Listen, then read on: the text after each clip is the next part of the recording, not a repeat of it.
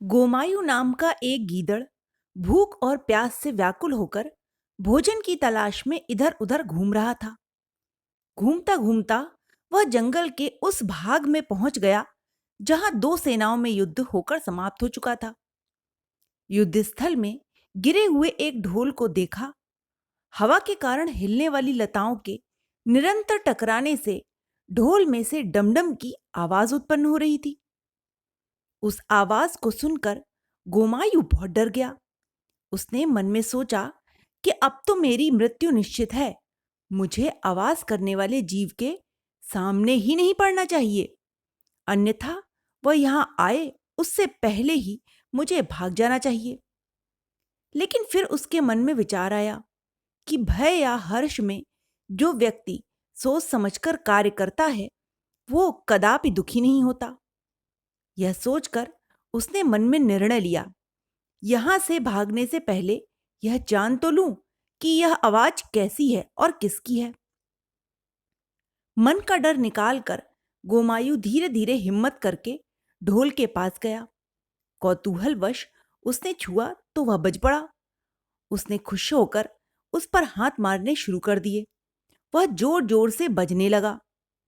तब उसका डर बिल्कुल निकल गया। ढोल का निरीक्षण करके उसने सोचा कि आज बहुत दिनों बाद इतना भोजन मिला है। देखने से तो लगता है कि इसमें बहुत मांस मज्जा और खून है। यह सब सोचकर उसके मुंह से लार टपकने लगी। उसने जल्दी जल्दी से उसे फाड़ने के लिए दांत गड़ाए तो वो भी टूट गए। बहुत कोशिश करने पर चमड़ा एक जगह से फाड़ दिया और खुशी खुशी भीतर घुस गया। अंदर उसको काष्ठ के अलावा कुछ भी नहीं मिला तो वह निराश हो गया। दांत टूटने की पीड़ा सो अलग हो रही थी। इतना सब कष्ट झेलने के बाद गोमायु को समझ आ गया कि ध्वनि मात्र से डरना कदापि उचित नहीं है। ढोल में तो पोल ही पोल होती है। अरे, ऊपरी शान शौकत तो बहुत, पर भीतर निरा खोखलापन। श्रीमान, इसीलिए मैं कहता हूं, किसी आवाज को सुनकर कदापि भयभीत नहीं होना चाहिए। दमनक ने कहा, भाई मैं क्या करूं? जब सब साथी और अनुयायी भयभीत हैं तो मैं कैसे धीरज रख सकता हूं? पिंगलक ने दमनक से कहा, इसमें आपके साथियों और अनुचरों का क्या दोष? सेवक तो वही करेंगे जो स्वामी करेगा। इसलिए आप तब तक धैर्यपूर्वक मेरी प्रतीक्षा करें जब तक मैं ध्वनि की वास्तविकता जानकर नहीं आ जाता। मेरे आने पर आप जैसा उचित समझें वैसा कीजिएगा। दमनक बोला, तुम वहां जाना चाहते हो? महाराज, स्वामी की आज्ञा के बाद सच्चे सेवक के लिए भय कहीं रहता है क्या? वह तो निर्भय होकर सर्प के मुख और महासागर में भी कूद पड़ता है। दमनक उत्साहित होकर बोल रहा था, यदि तुम जाना चाहते हो तो जाओ, तुम्हारा मार्ग मंगलमय हो। दमनक राजा को प्रणाम करके आवास की दिशा में चल दिया। दमनक के जाने के बाद पिंगलक को अपनी भूल का एहसास हुआ। उसने मन में सोचा कि मैंने यह बहुत बुरा किया जो दमनक पर विश्वास करके अपने मन की बात को उससे कह दिया। उसका क्या भरोसा, वैसे भी वह पदच्युत है। वह दोनों तरफ मिल जाए और मुझे हानि पहुंचाने लगे, या फिर शत्रु से मिलकर मेरा वध ही क्यों न करा दे। वैसे भी एक बार सम्मानित होकर अपमानित हुआ सेवक अवसरानुकूल राजा का विनाश करता है, भले ही ऐसा व्यक्ति उच्च कुल में उत्पन्न या विद्वान हो। खैर, अब तो एक ही उपाय है, कहीं दूसरी जगह छिपकर दमनक के लौटने की राह देखूं। उधर दमनक संजीवक के निकट जाकर समझ गया कि वह बैल है, तो मन ही मन प्रसन्न होकर सोचने लगा, भगवान की कृपा से बहुत अच्छा हो गया। इस बैल से सिंह की मित्रता कराकर पुनः शत्रुता कराऊंगा और इस नीति से पिंगलक को अपने वश में कर लूंगा। कहा जाता है कि राजा मंत्रियों द्वारा बताए गए मार्ग पर तभी चलने को विवश होता है जब वह किसी संकट में पड़ता है। यह सोचता हुआ वापस पिंगलक की ओर चल पड़ा। पिंगलक ने दमनक को अपनी ओर आते हुए देखा तो अपने मन की कायरता छुपाकर अपने अनुयायियों के साथ पुनः पूर्ववत अवस्था में बैठ गया। दमनक ने लौटकर पिंगलक को प्रणाम किया और बैठ गया। क्या तुम देखा है उस जीव को? आपकी कृपा से देख लिया है महाराज। हो सकता है देख लिया हो। उसने तुमको इसीलिए नहीं मारा क्योंकि समर्थवान दीनजनों पर क्रोध नहीं करते। पिंगलक ने दमनक की बात सुनकर कहा, महाराज जो भी आप समझें, यदि आपकी इच्छा हो तो मैं उसे आपकी सेवा में लगा सकता हूं।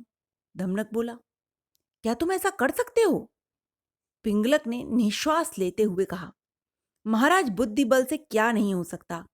कहा भी जाता है कि जो कार्य बड़ी बड़ी सेनाएं नहीं कर पाती वह एक व्यक्ति बुद्धि से कर लेता है। दमनक, यदि तुम यह कार्य कर सकते हो तो समझ लो आज इसी समय से मंत्री पद पर नियुक्त कर लिए गए।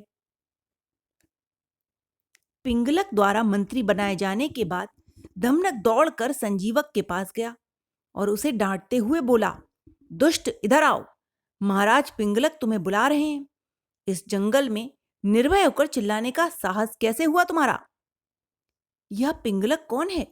संजीवक ने डरते हुए पूछा। तुम महाराज पिंगलक को नहीं जानते? पिंगलक नाम का सिंह इस जंगल का स्वामी है। थोड़ी दूर में जब हम तुम्हें वहां ले चलेंगे तब तुम्हें जरूर पता लग जाएगा, दमनक ने फटकारा। दमनक की बात सुनकर अपनी मृत्यु आई जानकर संजीवक विनीत स्वर में बोला, भाई आप बहुत उदार हैं, सज्जन हैं और वाक्पटु हैं।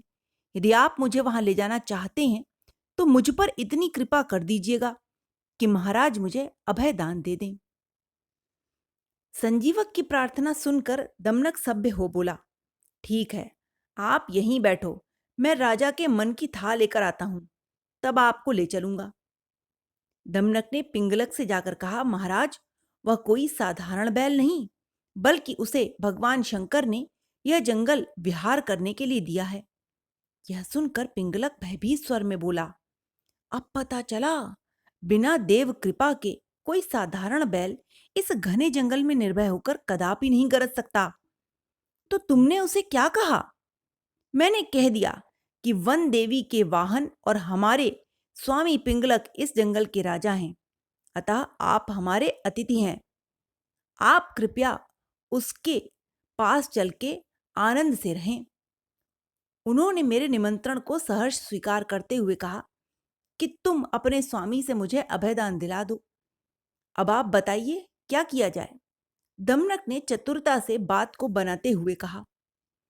दमनक की बात सुनकर पिंगलक प्रसन्नता मिश्रित स्वर में बोला, वाह मंत्री जी, आप बिल्कुल ठीक कहते हैं।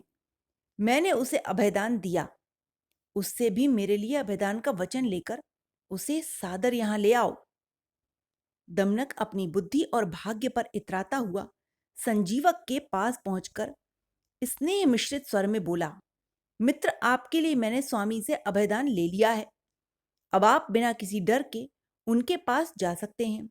लेकिन एक बात याद रखिएगा, राजा की कृपा प्राप्त करने के बाद मुझे भूलिएगा नहीं। अपने वायदे के अनुसार मित्रों जैसा व्यवहार करिएगा। मैं आपके परामर्श से ही संपूर्ण राज्य कार्य करूंगा। यदि हम एक दूसरे से उचित व्यवहार करते रहे तो दोनों राज्य लक्ष्मी का उपभोग कर सकेंगे। जो व्यक्ति अधिकार के मद में सभी वर्गों के कर्मचारियों से एक जैसा व्यवहार नहीं करता है, वह व्यक्ति राजा का प्रिय होते हुए भी दंतिल सेठ की तरह सबकी दृष्टि में गिरकर पतन को प्राप्त होता है। संजीवक ने उत्सुकता पूर्वक पूछा कि वो कैसे? तब दमनक ने आगे की कथा सुनाई।